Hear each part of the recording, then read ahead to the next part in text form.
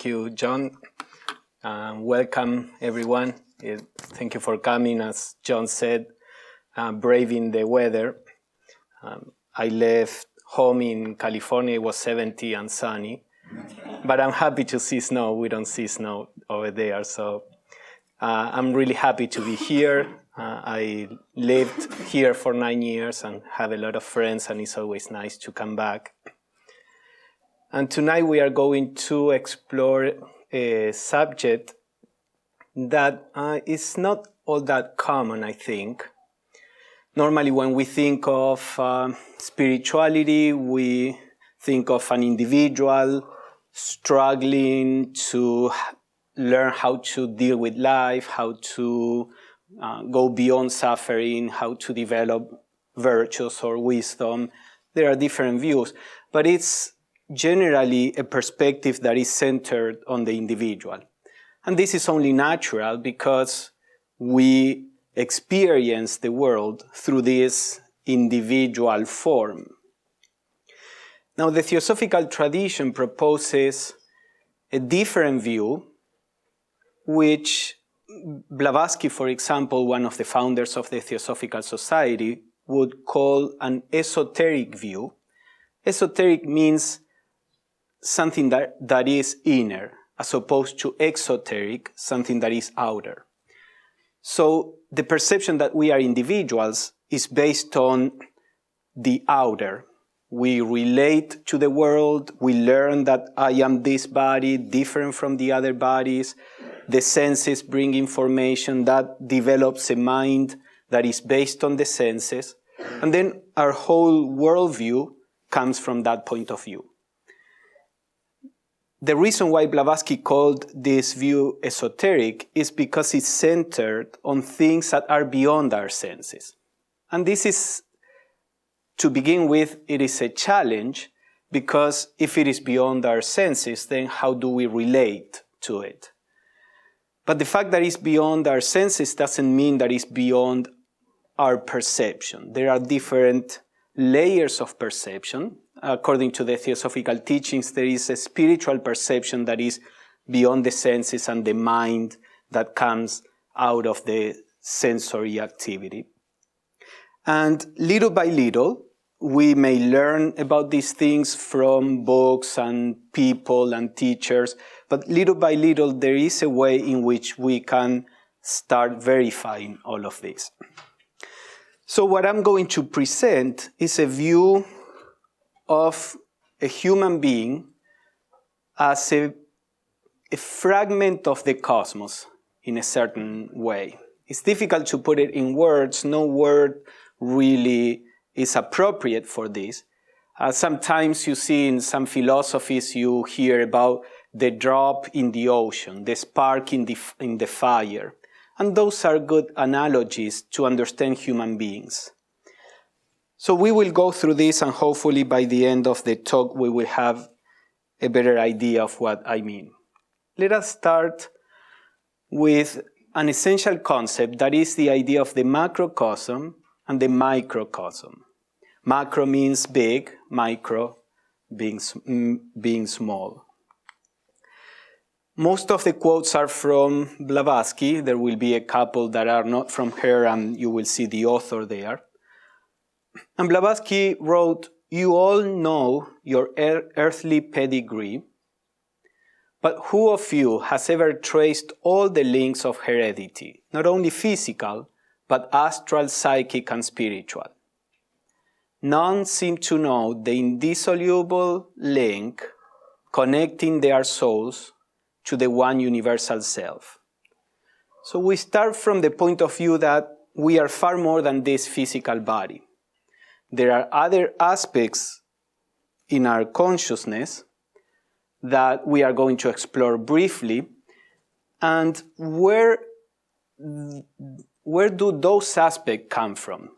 I identify with my family because my body came from it. I may do a DNA test and say that I'm coming from this region of the world, that region of the world, but that's only the body. Where are we coming from on other levels of being? So Blavatsky says also, man is a microcosm. She wrote in the 19th century, there was the normal language was a gender language, but also with the word man in particular, it comes from the Sanskrit root that means the thinker. Manu, for example, is the thinker. And Blavatsky explains in her writings that by man she means any entity in the cosmos that has the ability to think. There are other entities like animals, for example, who do not think in the way we do. They have their own kind of intelligence, but it's not by means of thinking and reasoning. There are entities that are like celestial beings who also don't think. They have an intuitive perception. So the idea is that human beings are that stage in cosmic manifestation, in cosmic evolution, where the process of thinking is active, and that's what she calls man. So she says that we, humanity, are the microcosm, a small cosmos. She says, as a whole, we contain every element that is found in the universe, the macrocosm. So every element in the universe is found in ourselves. Now, we know this from a physical point of view. Our bodies are made of stardust. You know, when there is a supernova and then the sun explodes and all the particles go off in the cosmos, eventually generate a nebula, a planet, a human being. So this matter came from a sun, for example. We know that. But when Blavatsky is talking about every element, she's also talking about emotionally, mentally, and spiritually. The cosmos in the Theosophical view is a living entity with intelligence on all the planes, just as we as human beings are more than the physical body. And any entity in the cosmos, any force in the cosmos, any kind of matter, not only physical but also beyond the physical, everything is represented in human beings, because we are a microcosm. We are a small sample of the totality of the cosmos. And this is very important, as we are going to see.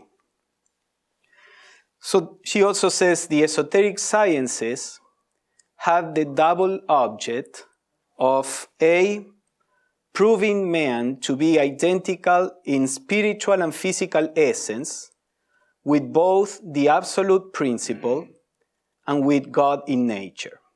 So both spiritually and physically, our essence is the essence of the deity, is the essence of, when she says the absolute principle is the ultimate reality. The Theosophical view doesn't regard God as something that is out there, outside the cosmos. We are of the substance of the divine. Again, on all the levels, from the physical to the spiritual. And part of the esoteric sciences, as she calls it here, is one of the aims is to prove this, at least theoretically, so that rationally you see the rationale behind this. And then through the spiritual practice, you start working to try to perceive this to the extent that you can at the moment. And then the second aim, B, demonstrating the presence in humanity of the same potential powers as exist in the creative forces of nature. So the idea is that the forces that build the cosmos are present in us. Now, this is not to say that we can snap our fingers and create a solar system.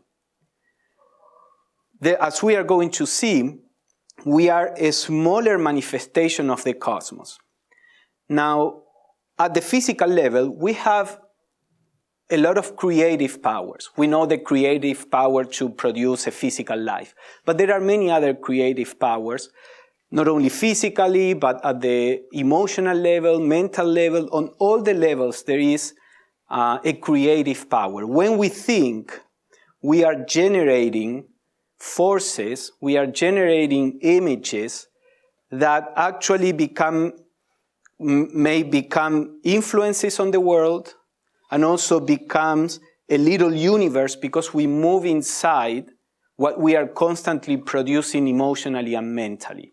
We think that we have to pay attention to our physical actions. We know physical actions have effects outside. What we are not so aware is that also our emotions and our thoughts are real forces. They really produce effects, whether we realize them or not. So this is because we are a spark of the divine. And just as the divine creates the universe, we create our own universe. Of course, this is known in the New Age. These ideas have been spread, sometimes, in my view, a little exaggerated or superficially, but essentially those ideas are correct. Now, the problem is that when we look at this without what we are going to consider, it's very easy to say, okay, I have creative powers, I can create things around or situations, then let me use my powers to create situations that are pleasant.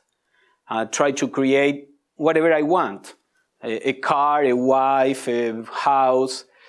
Now, from the Theosophical point of view, that is not the wise way to use our cosmic powers, and we will see a little of that.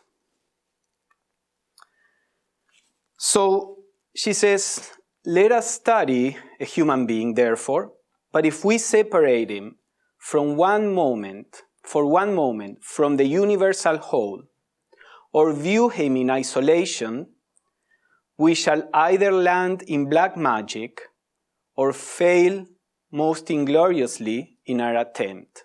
The attempt being the realization of our true nature. You see, this is what is essential.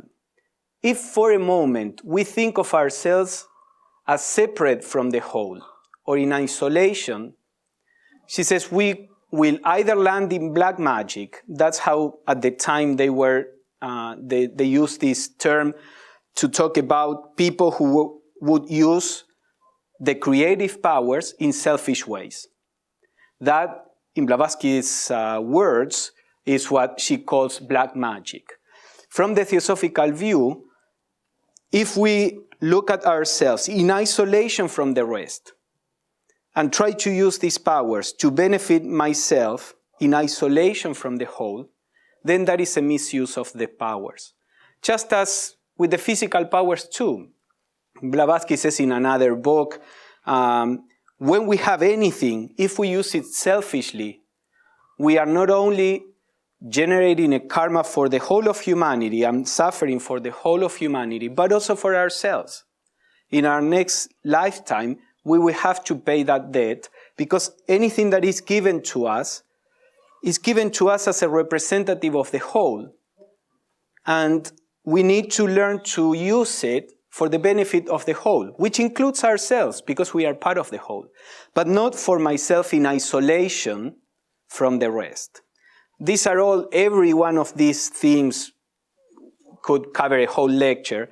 I'm just trying to give a certain background so that we understand where we are going.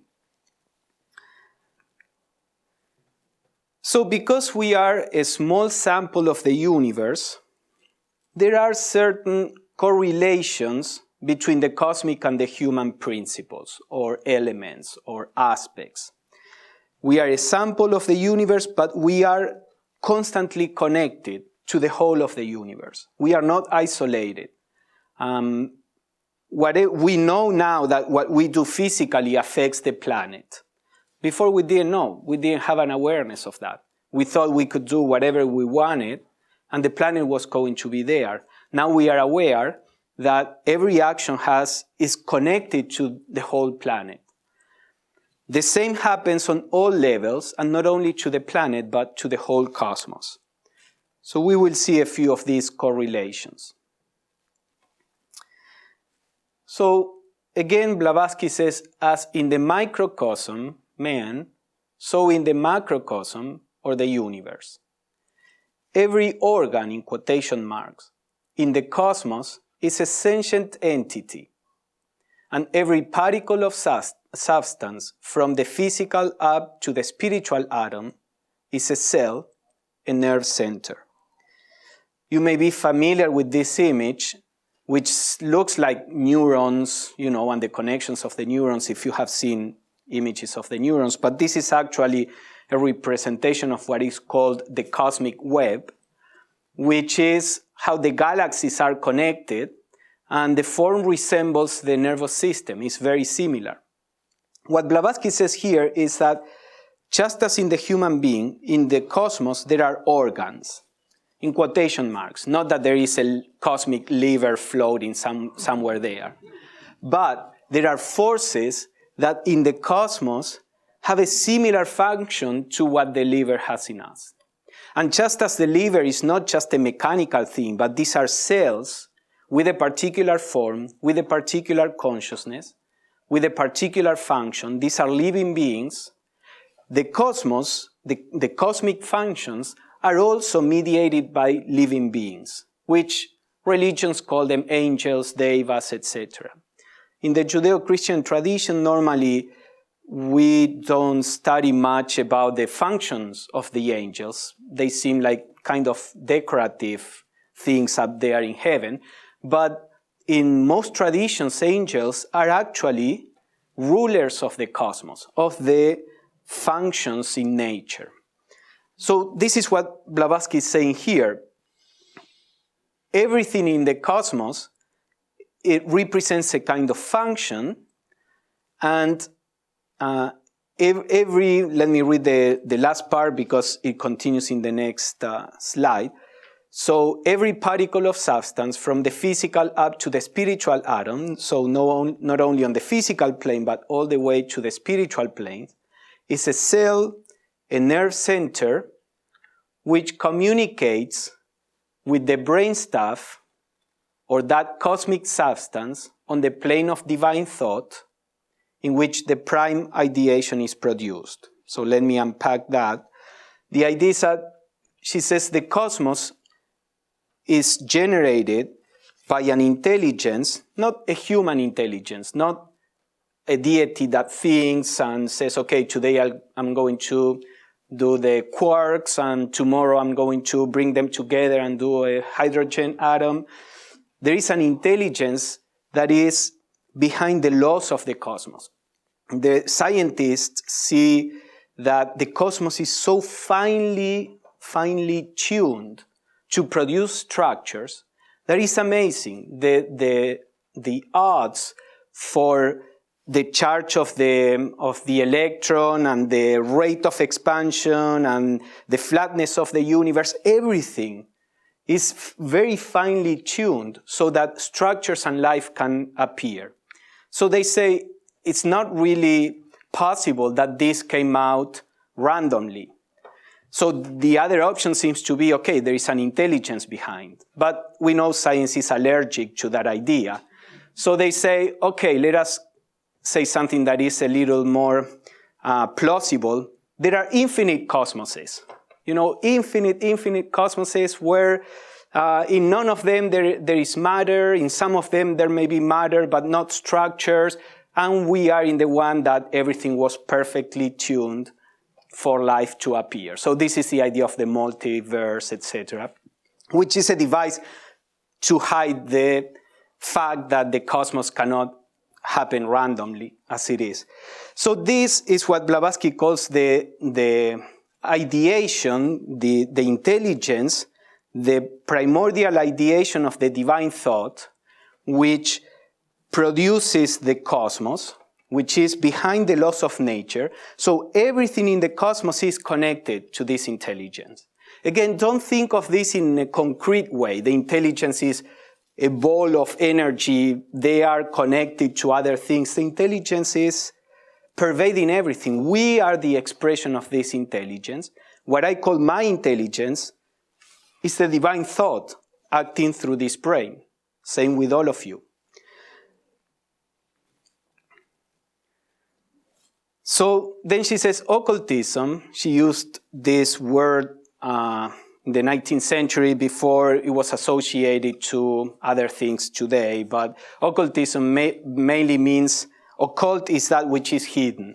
So occultism is the spiritual path that is based on the hidden aspects of nature and the universe.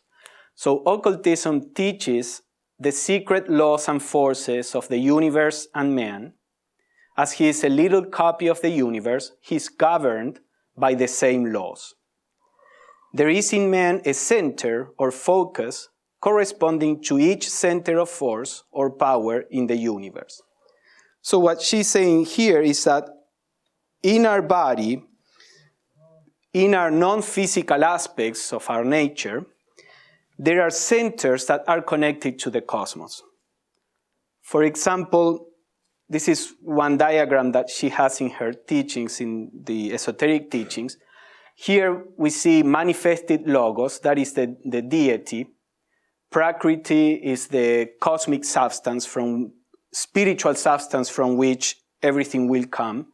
Mahat is the universal mind. So these are all cosmic principles which are connected. This represents our spiritual nature. They are all connected to our spiritual nature, and this is connected to our physical nature. So what is going on in the cosmos is connected to our body. This is known in some, for example, in yoga, you will see that there are some meditations where you focus on the right eye or on one or the other of the nostrils, etc., and you connect to different forces in the cosmos. So the reason why I bring this up, this is again a very complex science in itself, but it's that when we are speaking, this is a representation of the word that produces the cosmos. The force that produces the cosmos is reflected on lower and lower planes and is manifested in our voice. And because of that, the use of mantras, if we know how to use them, can produce amazing results, even physical results. There are some yogis that can manifest physical objects. So all of this it's something that is happening right now in all of us. To give you an example of these different correlations, the wisdom nature in us, which in Theosophical literature is called Buddhi, the word Buddhi is from the Sanskrit and is the source of the word awakening or enlightenment. It is connected in our bodies, in our organs, to the heart. We are now, or some movements now with scientific leanings are discovering that the heart has its own consciousness, that it can affect our brain consciousness, and there are exercises where we can, correlate the two. There is much more that is involved here, but the heart is particularly connected to our wisdom nature. And so is the planet Mercury. In astrology, the planet Mercury is connected to the mind, but Theosophical teachings say that it's actually the higher aspect of our mind that is in touch with the wisdom nature. It's also connected to the color yellow. So if you meditate, there are meditations with visualizations of colors. The color yellow will tend to awaken the wisdom nature. Other colors will tend to awaken other aspects of ourselves. It's connected to the musical note Mi or E. So again, a mantra chanted in this note is going to act on our Buddhic nature. It is connected also to the Anahata chakra, which is the chakra in front of the heart. So these are a few. There are many other correlations. And the idea, I'm bringing this up because this is the picture that we start seeing. We are not isolated. We are connected to every aspect of the cosmos. Every action in the cosmos is affecting us, and we are affecting every action around us. And knowing about all of this may be useful for a deeper or a more well, let's say a deeper aspect of the practice of meditation if we want to work on particular principles of our being. But again, that's not the aim of this talk. I'm bringing all this up just to give you some examples of what HPB is saying. So she says, when we understand this, we better comprehend the necessity of first studying correspondences between our principles. By principles, she means the different aspects of our being, and the direct roots of these in the universe. And this is where we are going to focus mainly. So the different aspects in ourselves are not only correlated to all these things that I showed you, but most importantly, they are rooted in cosmic aspects, and this is where we are going to focus our attention. So let's see a little about the constitution of human beings. In the Theosophical tradition, the idea is that we are constituted by 7 different aspects or principles. There are 3 of them that constitute our spiritual nature, 4 of them that constitute our personal nature. The body, the vitality of the body, our emotions and our thoughts, those 4 aspects constitute the lower nature. And there are 3 that are the essence of our spiritual, higher nature. We are going to focus on these 3. So, a quote just for you to, it has a lot of technical terms, don't worry about that, but to give you the sense of what she is trying to convey, she says, "Let us remember that when we speak of men, it is a perfect analogy with the cosmos. That which we call Parabrahman, which is the absolute reality, the ultimate reality in the cosmos. And the first logos, that is the first manifestation of that ultimate reality, is in human beings, Atman Buddhi." We will see that, I'll show you that. But basically what she says, when we talk about the ultimate reality, we are talking about the ultimate reality within you. When we talk about the deity, we talk about the deity within you. Within you is the deity, within you is the ultimate reality. The third logos is manas. We will see a little more of this. So let me show you very briefly the words that we use for the higher principles so that we can continue exploring this. The highest of the 7 principles is what we can call spirit. Spirit as the highest aspect in us. In Western traditions, spirit, soul, all these words are used in very different ways by different authors. In Theosophical literature, spirit is the divine. It's the higher self. The word Atman is Sanskrit, and it means I-ness. But it's used in a technical term for the higher self. Then we have Buddhi that we saw before in the slides. We can call it the soul, and this is the wisdom nature in us. And then we have manas. We also saw this means the thinker, or comes from the root from which manu, the thinker, comes also. Higher ego, the word ego is Greek and also means I-ness, just like Atman. The idea in the Theosophical tradition is that there is a higher aspect of our I-ness, which is the source of spiritual self-awareness. The sense of I exist comes from what is called the higher ego, not I, this body, I, Pablo, exist. The pure sense of being, we know that we exist.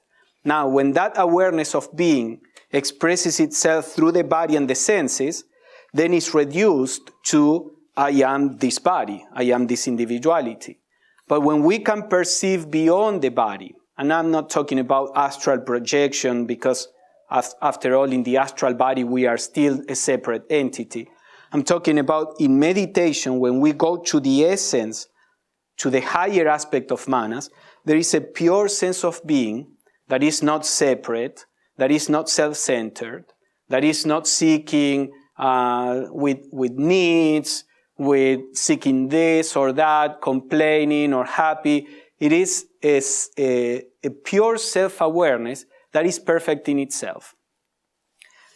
So these are the three higher principles. When they express through our personality, through our thoughts, emotions, our body, then they get narrowed down and they get distorted to some extent because we identify with this separate body.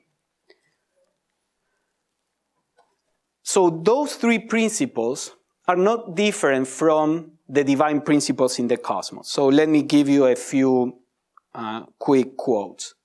Blavatsky says, the higher self, Atman, you can say Atma or Atman, it's just different grammar in Sanskrit.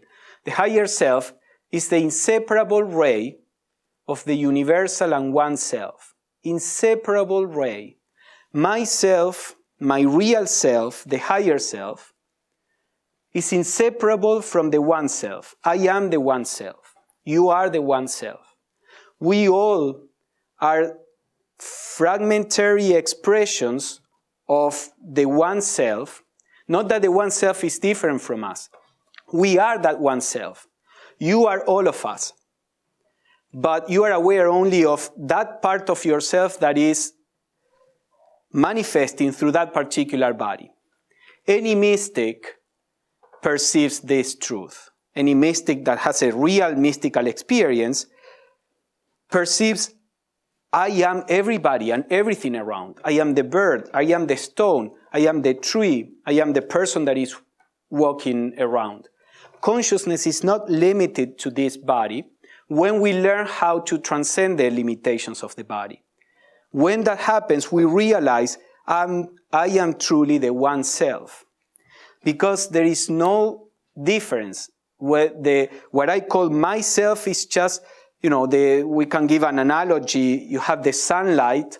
If you have a magnifying glass and you have a ray of light there, that ray is not different from the light around. It assumes, it looks like something separate, individual, because of the magnifying glass. But that light is the sunlight, which is not separate. And you may have many rays, but that is the same light. It's only because of the different magnifying glasses that it looks like they are different. So, my Atman is not mine. There is only one Atman.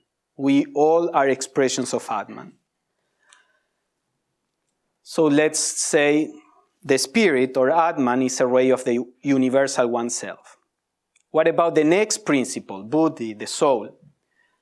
Buddhi, the divine soul, is a spark which issued from the pure essence of the universal oversoul, which Blavatsky calls alaya. I have a quote where she calls it in this way. That's why I'm adding it.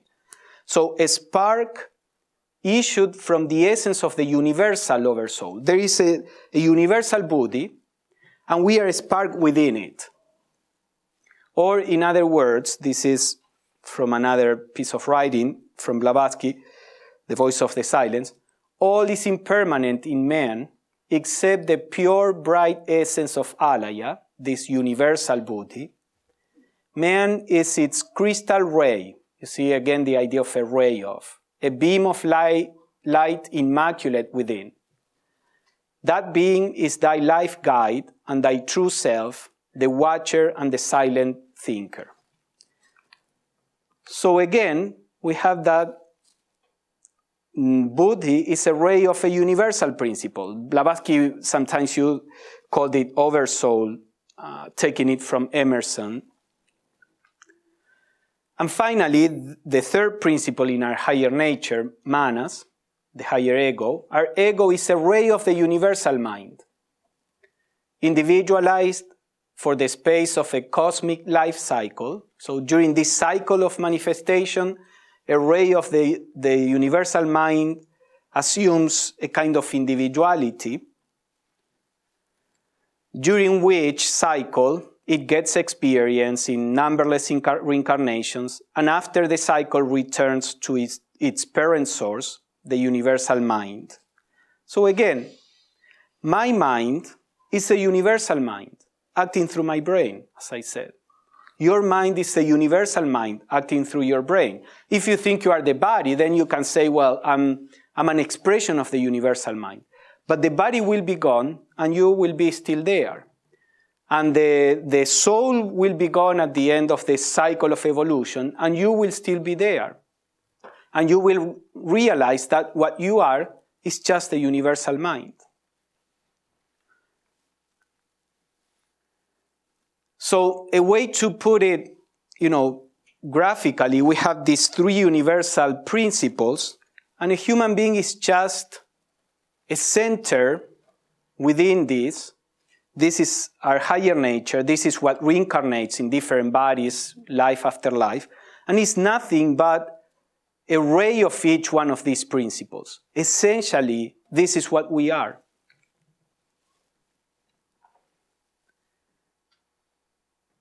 One more point before we go to the meaning for the spiritual life. There is another way, more intricate way in which we are connected with the cosmos. There is the idea of hierarchies of celestial beings. In many traditions, there is this idea of different orders of celestial beings. Normally, we think they are out there. Blavatsky says the hierarchies of celestial beings are directly connected and forever linked with man. So there is an eternal link between us and all the celestial beings in the cosmos. Every one of them. Within us, there is an expression of every order of celestial being in the cosmos. This is what Blavatsky means when she says every element in the cosmos is within us. Since man is a microcosm, all the hierarchies of the heavens exist within him. You see, we think of angels out there. We have that essence in here. Out and in is just an illusion. When we talk about there are some traditions where they try to approach it this way, like in Tibetan Buddhism, in Dzogchen, many times they say, all the Dhyani Buddhas and all these deities, they are actually aspects of our consciousness. And this is exactly what Blavatsky means. Our consciousness is the manifestation of all these celestial beings. The seven hierarchies, Blavatsky says, of course, she said that the number 7 is essentially the manifestation of the cosmos. So there are 7 root hierarchies of celestial beings. And she says the 7 hierarchies of being have a direct bearing upon and relation to one of the human principles. Remember, I talked about 7 principles. Since each of these hierarchies is, in fact, the creator and source of the corresponding human principle. So, for example, if we pollute the earth, our bodies will be polluted, right? There is a complete connection, physical connection with the earth. Our bodies are made of the earth, so we cannot separate ourselves from it. All our other principles, and the earth is a celestial being, Gaia, the Greeks would call it. All our other principles are made of the substance of these celestial beings, just as our bodies are made of the substance of the earth. And in the same way that whatever happens on earth affects our bodies, all the activities of the celestial beings affect the different aspects of our consciousness. This is the foundation of astrology. When we say that Mercury has an effect on the way we look at life, Mercury is the physical body of a celestial being which is connected to our higher mind. All this, the idea here is that all the aspects of our beings are derived directly from these hierarchies of celestial beings. So this is the diagram that Blavatsky used. All these different colors represent different aspects of our being. And these are the different hierarchies of celestial beings, which are also sevenfold. There are 7, and they all are sevenfold. So we don't need again to go into details, but all are principles derived from them. Perhaps another way in which we can show it, suppose this is one hierarchy of beings, of celestial beings, the second, the third, fourth, fifth, sixth, and seventh. We are the confluence of all these celestial beings. That's why every element in the universe is within a human being, because a human being is that part in evolution when all the forces come together. Once we transcend the human stage of evolution, this doesn't happen any longer. It's not needed any longer. So we are one of these hierarchies of celestial beings that will provide our own essence for a future humanity. Actually, Blavatsky says that we are the fourth hierarchy of celestial beings. We, as the spiritual nature, the fourth hierarchy is the one that comes and incarnates, and all the other hierarchies are giving their essence to generate what we call a human being, which is a stage of experience of this hierarchy. She always says, we are not physical bodies. We are, the idea of the fallen angels is because essentially we are a hierarchy of celestial beings, which at this point in evolution come into the physical plane to have this kind of experience. But the physical body is something that comes and goes. It's a secondary aspect of our nature. We are really this celestial being. Every time we die, we leave behind the body, the emotions, the thoughts, and we become again this angel. Until we have to come back, because in the Theosophical view, there is a purpose for this journey. But the point here is that this is more or less what Blavatsky is saying. Within us are all these forces in the universe. So every rational being called man on earth, and she refers, in any place in the cosmos where there is a thinker, we have the same condition. That stage in evolution, all the hierarchies come together for that stage of evolution. So every rational being is of the same essence and possesses potentially all the attributes of the higher eons or celestial beings. Within us are all the forces, attributes of the celestial beings. So this is the last section. We come to this. Let us pause and try to assimilate a little the view that I'm trying to convey. I'm not a separate individual. I am a knot of the universe. Each one of us is a knot, let's say, in a net, where all the threads come together, and we are linked to the whole net. You can untie the knot, and there is no knot any longer. Because the knot, this separate being, is temporary. What we are is all the threads, in a sense, the totality of the threads. So we are this, there is the cosmos, and the cosmos comes together for the time being, generates a human being, and all the elements are there. So from this point of view, the spiritual path is not something about gaining something for this separate person, because this separate person is an illusion. We will never be satisfied by keep adding to the separate person, because we are infinitely much more than the personal. We need to realize that we are the cosmic nature, eternal, immutable, immortal, all-powerful. Now, an enlightened being is a person that realizes his or her true nature while being in the body. So even right now we are all of that, but we are not aware of it.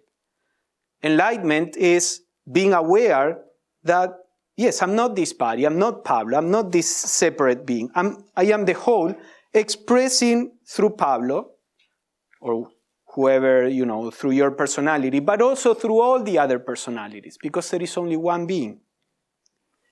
So how can we access the cosmic nature? So HPB says our principles, the 7 aspects of our being, are the 7-stringed lyre of Apollo, truly. In this our age, man's faculties are no better than the loose strings of the violin. But the occultist who knows how to tighten and tune them will extract divine harmony from them.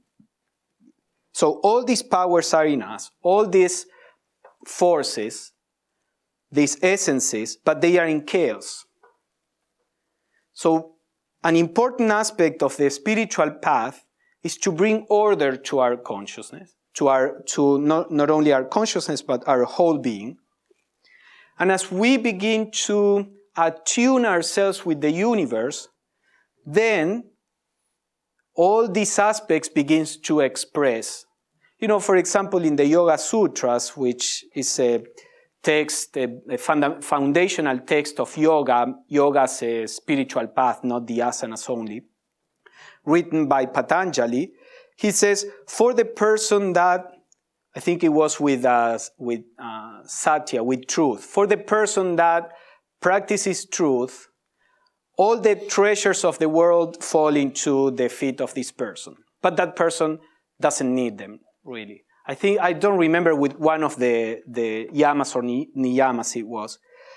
The idea being that as we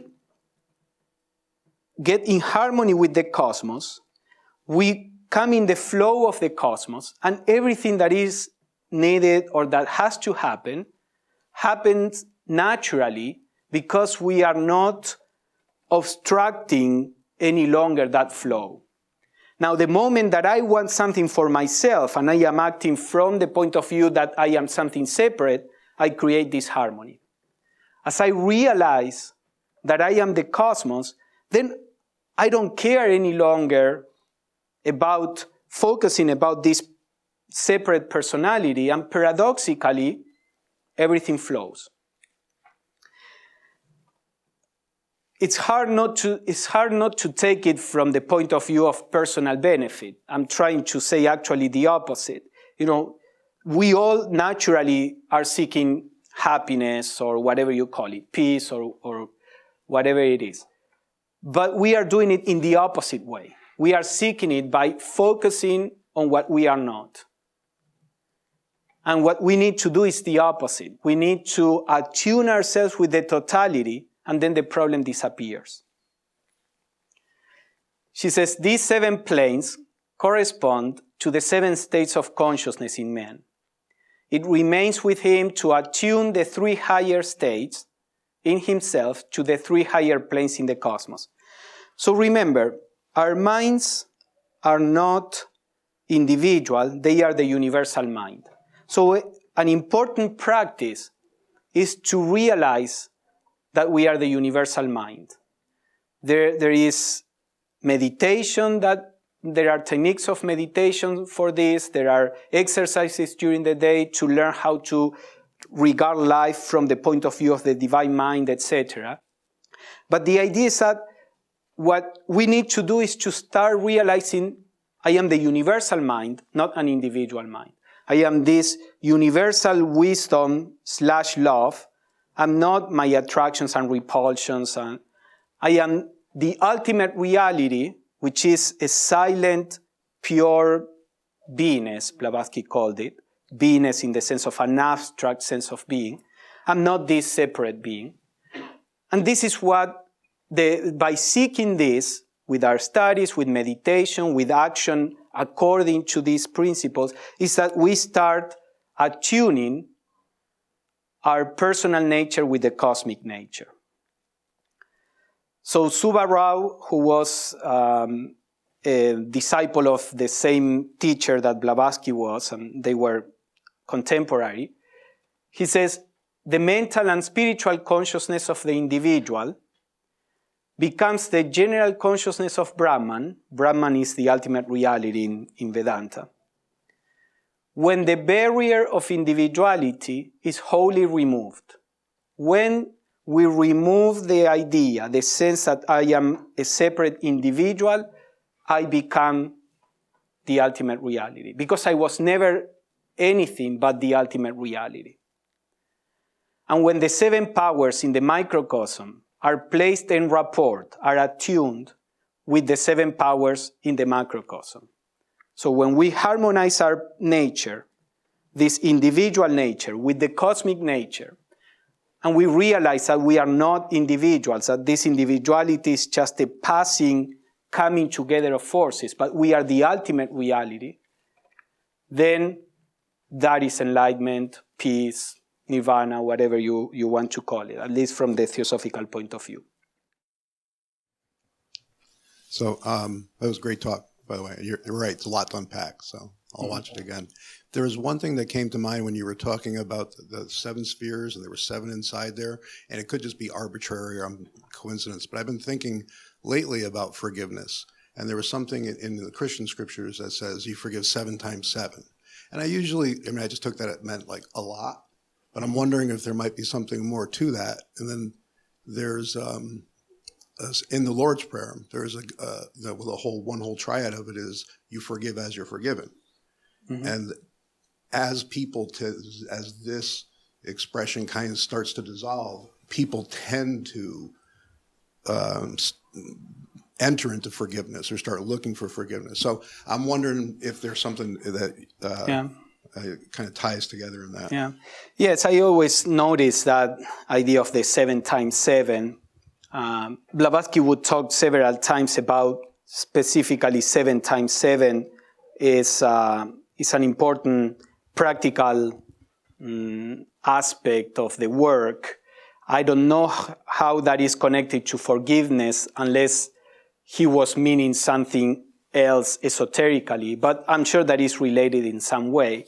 But what I think is important, all this idea in the Christian religion where you say, and in many other religions too, when you say, if you do this, God will do that for you.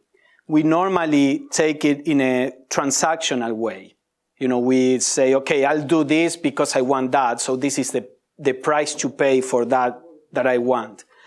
But from a deeper point of view, it is just a statement of what I am saying here, that our action and the action of the divine is the same, because there is no real separation.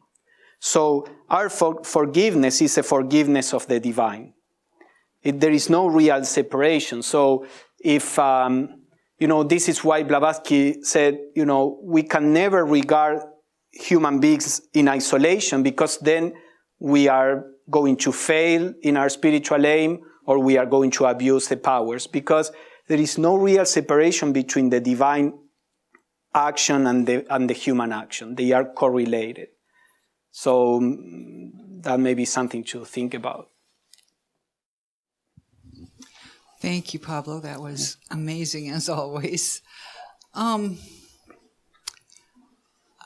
don't know how to ask. I'm not even sure what it is my question is, but what I'm thinking about is people who have a pretty drastic illness and how much their attitude affects the outcome, and how some people seem to be able to heal themselves. I mean, they have other people helping them. And then there are other people whose attitude from the get-go is, I'm going to beat this, I can do this, but in fact they don't. It beats them. So what's going on there?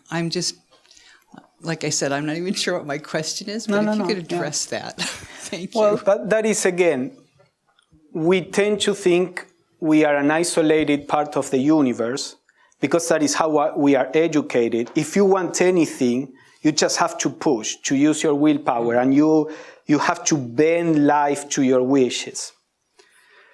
And the truth is that what we are is the result of the expression of all these celestial beings. We are one of them as a soul. And whatever is going to happen is a result of all the forces in the universe working in that direction. So this is what we call karma. But some people I don't know, drink seawater and they are cured of cancer, and then they say this is the cure, and many others tried and it doesn't work, because it was never the cure. I mean, sure, there may be some element there that may help, but if the karma, if the cosmic experience was in that direction, it's going to happen. If it doesn't go in that direction, this is everything that happens in our life, is the whole cosmos going in that direction. If we think we are this separate entity, we are a puny force. So it's just random. So what is just random whether something works or not? So what is our attitude, spiritually speaking?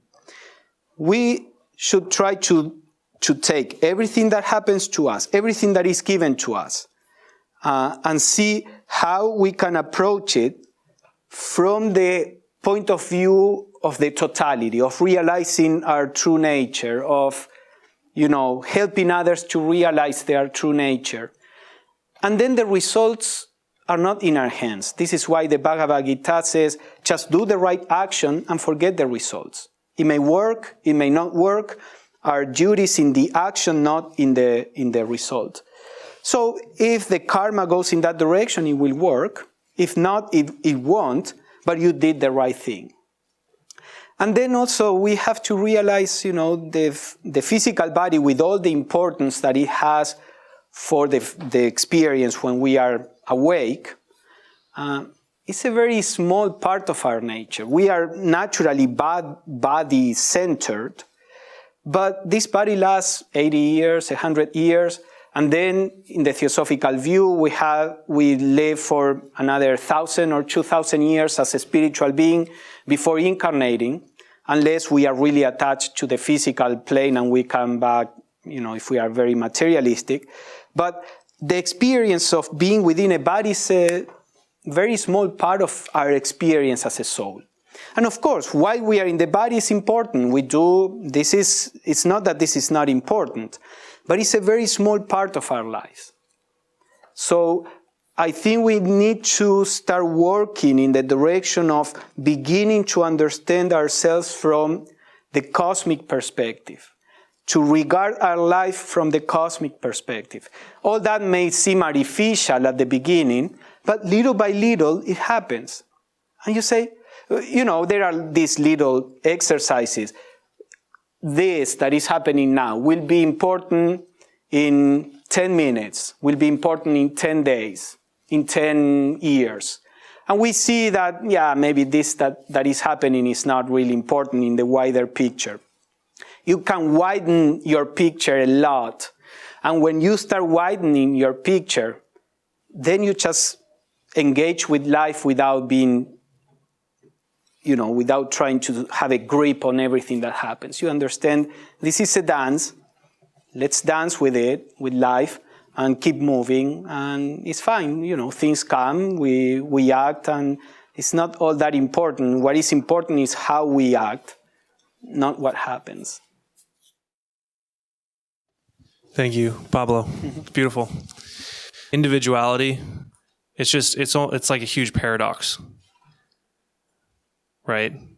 Because we're desiring in our individual lives or in our ego-driven lives, we're desiring to manifest this or get a car or get a house or get a wife or a certain life, right? And then when we're going about the spiritual path, it's about letting go of all that stuff and opening to a whole nother realm, I guess. And it's just, I found it to be quite odd being like successful or how, like, there's not, it's like oneness, but it's a dichotomy, at least the way I'm experiencing now, going deeper and deeper into it.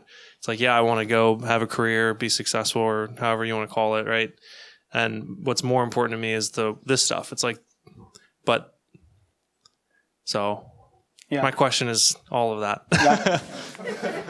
And that's exactly the human predicament.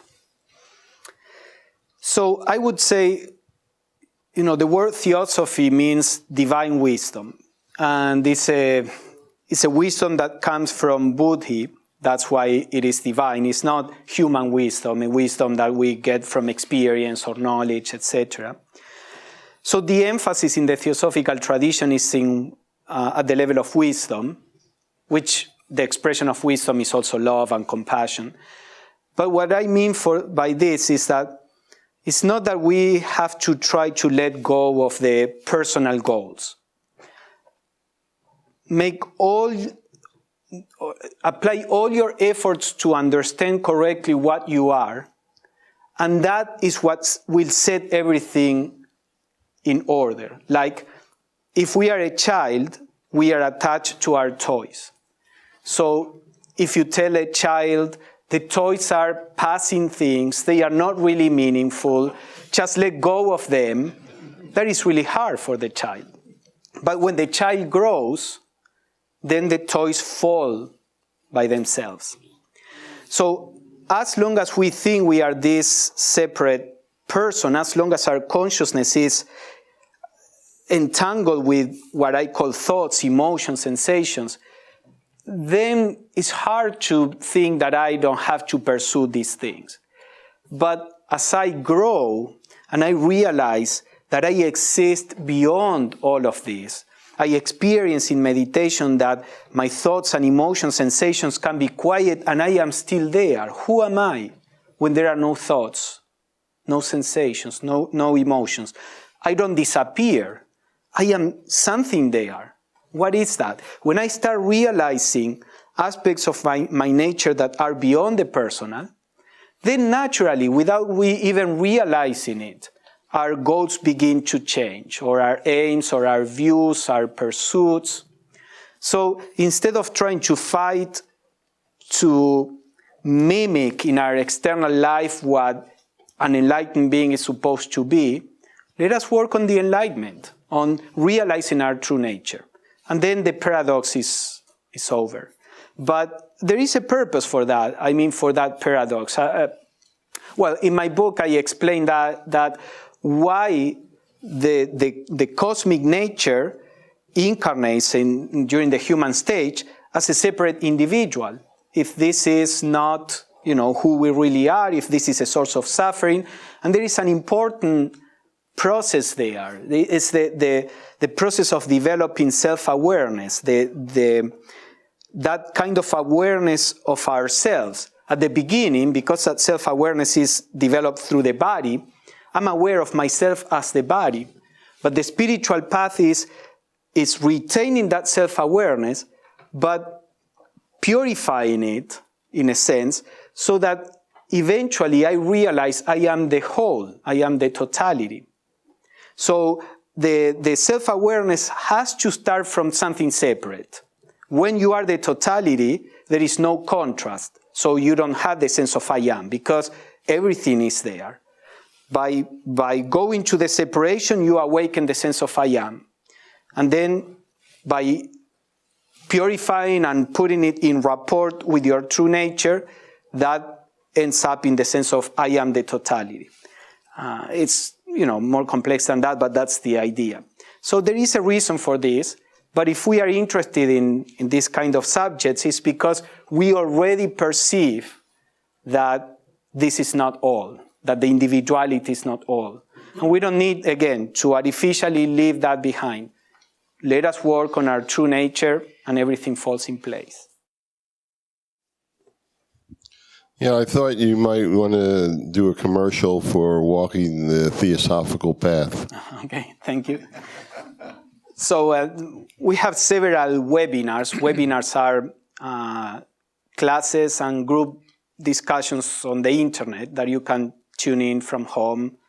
And we have a few that are based on practices.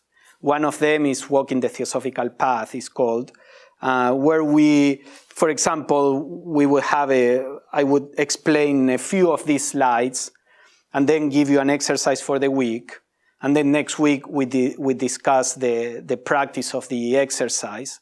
And then we move on to the next subject. So it's something that every week you have a new exercise that you may try, and then you have a feedback. We do a feedback that may help you with the practice. We have other webinars also that we do that based on different traditions. I also and Ed participate in one based on non-duality, that we do similar things. So do check the webinars online in theosophical.org and their programs, online classes. You will see the webinars there. Hello. Hi. This wasn't more of a question. It was just maybe like a little realization that I had with your talk. This whole conversation was very, very interesting to me, to us. Like maybe this for a couple months or something, I was just feeling like very, very stuck, like just having the same type of thought patterns of like not getting anywhere in life and just feeling like stuck and I'm not doing much. But like what you're talking about right now, when you like let go of your individuality and you focus on like the cosmic perspective, that everything's kind of working for a reason. What's going on out there, it's influencing who you are. And I just felt like a little bit of peace of like, just like letting go of my habits and then just trying to think like the bigger picture and not just focus on myself about what I want, what I need, but like focusing on everybody else and trying to be of service to somebody else without like getting a benefit out of it. Mm-hmm. And I just wanted to share that with you guys. Yeah, that is a typical manifestation of the higher consciousness. Typically, and in the webinars where we discuss all these things, there are some thoughts that come to us, some feelings that are typical manifestations of when we are perceiving from the higher nature. And one of them is that sense of peace that comes when we are free, at least even if for a few seconds, from this constraint of thinking I am this little fragment. The sense I am this separate person is the only cause of suffering in the world and the cause of strife. Blavatsky says in one of her writings, the sense of separateness is the essential cause of suffering, and the only way to solve the political problems in the world is by helping people and working on ourselves to realize our non-personal nature, our cosmic nature. So that is a typical touch of the higher consciousness, also a sense of expansion or spaciousness, a sense of freedom, a sense of peace or rest. All these things are typical when we, if even for a few seconds, begin to perceive from the higher nature. The higher nature is right here. It's not only for yogis or anything. And as we work, we practice, all these things, we try to live according to this, that higher nature begins to be more and more available, and more, you are more and more in touch with it when you are doing grocery shopping or when you are meditating. So yeah, that's part of it.